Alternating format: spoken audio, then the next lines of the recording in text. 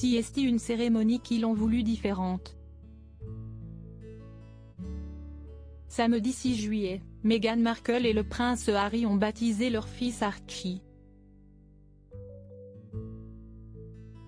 Mais comme ils aiment le faire, les jeunes parents ont rompu, encore une fois, avec les traditions immuables de la famille royale britannique.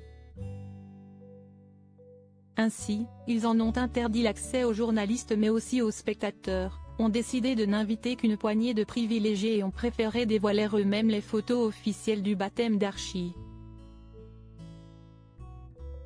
Au lendemain de l'événement, Closer fait le point sur ce qui l'a différencié, ou pas, de ceux de George, Charlotte et Louis. Le service comme pour ses cousins, les 3 enfants de Kate Middleton et du prince William, Baby Archie a été baptisé lors d'une cérémonie dirigée par l'archevêque de Canterbury, le révérend Justin Welby. CST lui qui avait baptisé le prince George en octobre 2013, la princesse Charlotte en juillet 2015 et le prince Louis en juillet 2018. CST également l'ecclésiastique qui avait marié Meghan Markle et le prince Harry en mai 2018 mais aussi celui qui avait baptisé la duchesse de Sussex. Le lieu la princesse Charlotte a été baptisée à l'église Sainte-Marie-Magdalene de Sandringham, située à Norfolk, où sa défunte grand-mère, la princesse Diana, a été baptisée.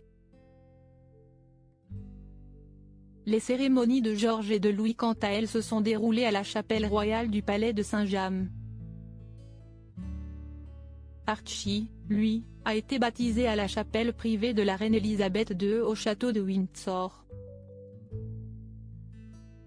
Si Meghan Markle et le prince Harry ont choisi ce lieu, non loin de Frogmore Cottage, CST parce qu'ils cherchaient un cadre intime et paisible dans un lieu ayant un lien si spécial avec Sa Majesté, comme l'expliquait une source à People.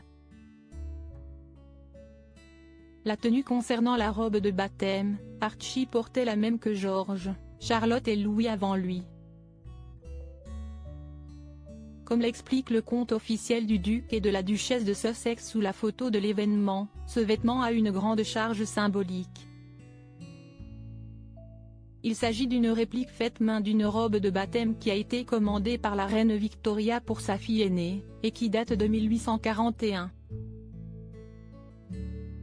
Fabriquée en fine dentelle de Honiton, réputée pour son raffinement, la robe originale a été portée par la reine Elisabeth II, ses enfants et petits-enfants.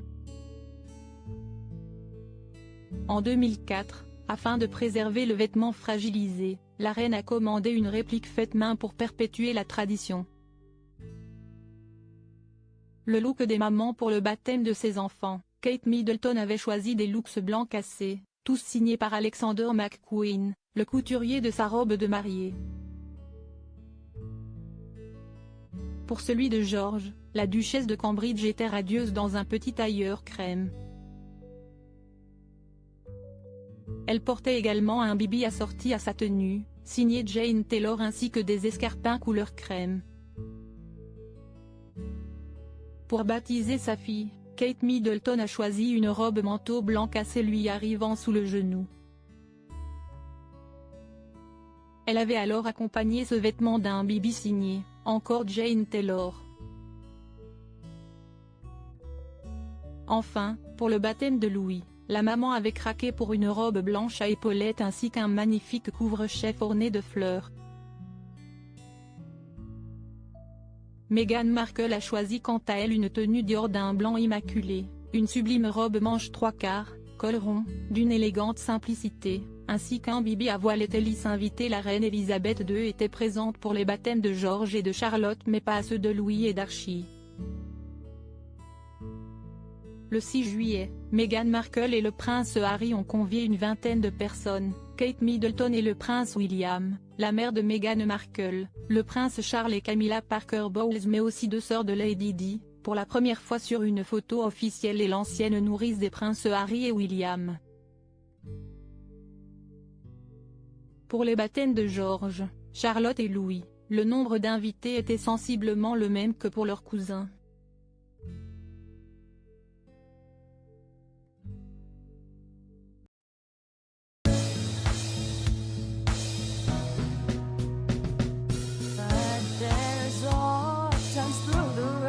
Windsor.